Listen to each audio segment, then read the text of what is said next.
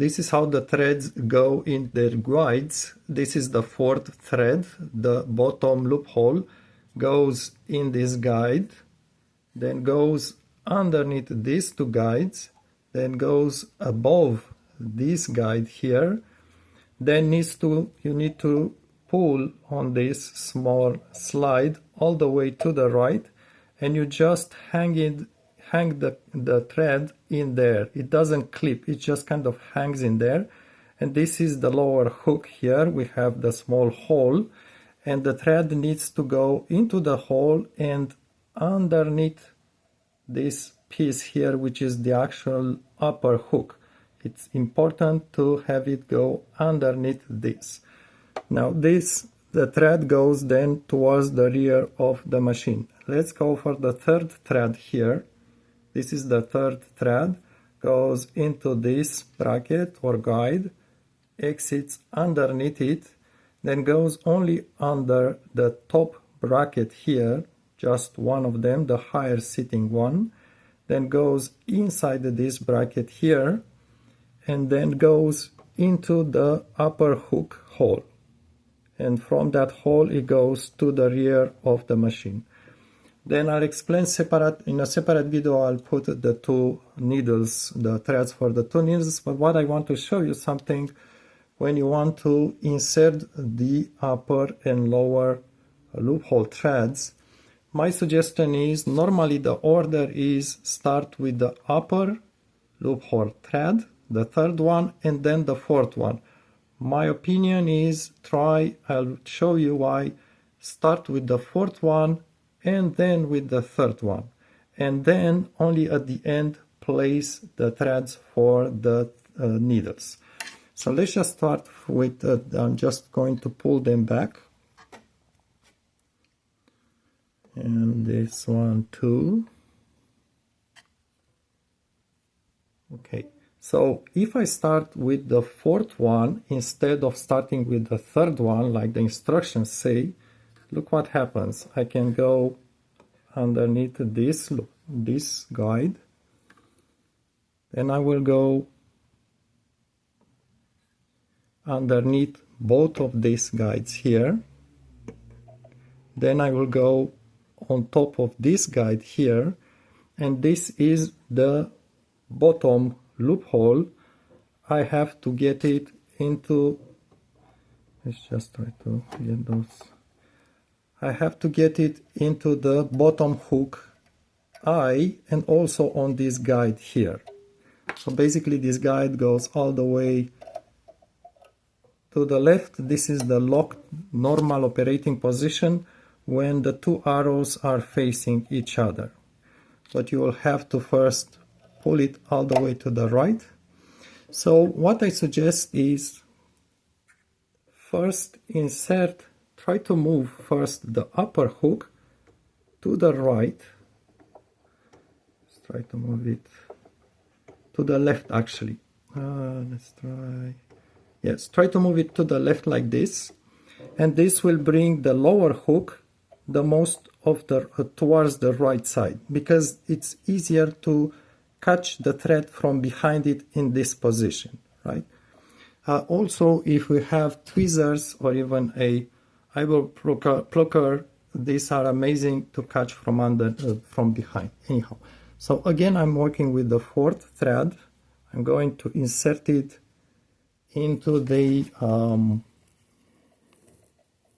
lower hook.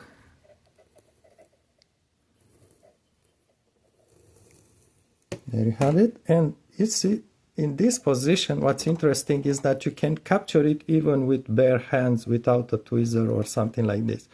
You just capture it from there. It's fiddly, but it works. You just grab it like this.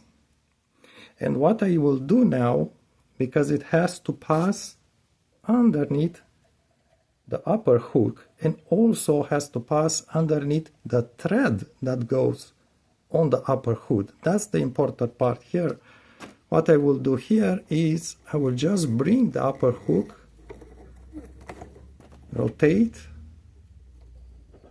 and bring it towards the right side a little bit.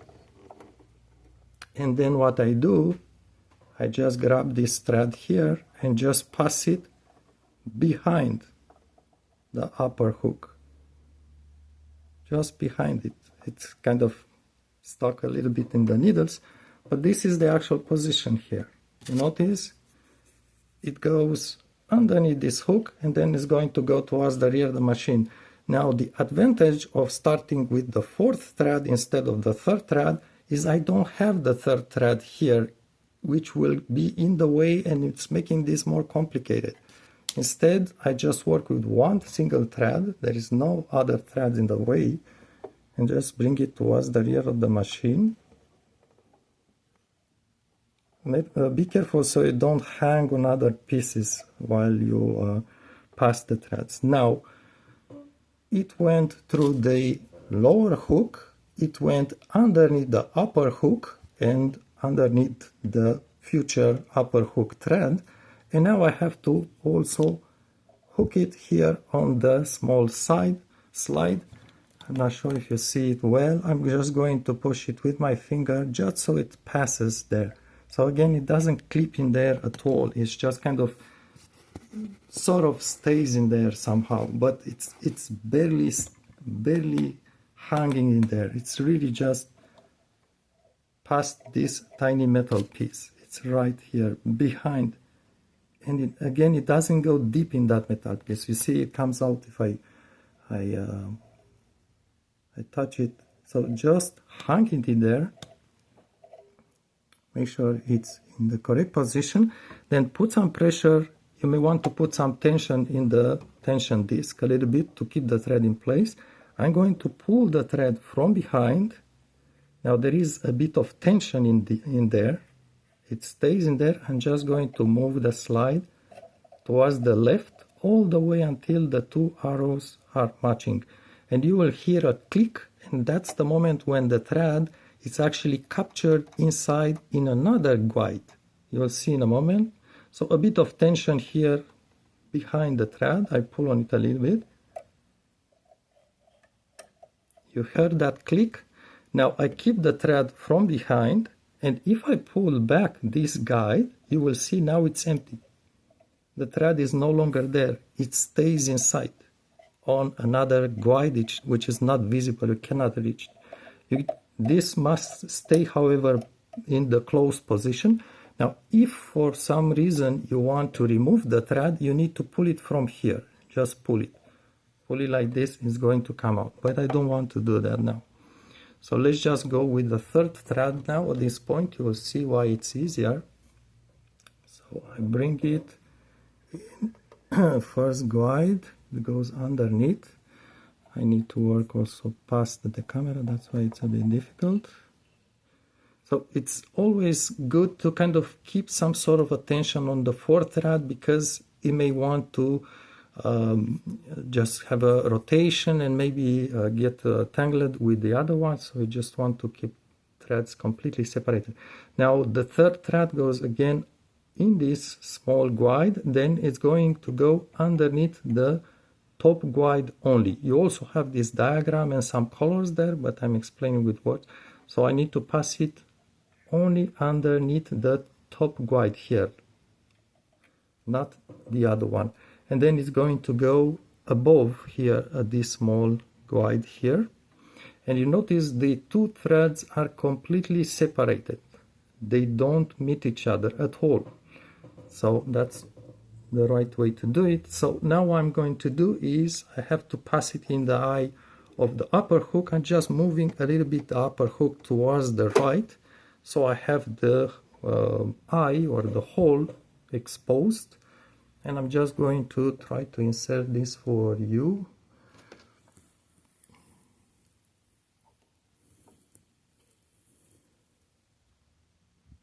Yeah, I think my thread is not very clean cut. That's why it's not going to be easy to insert it.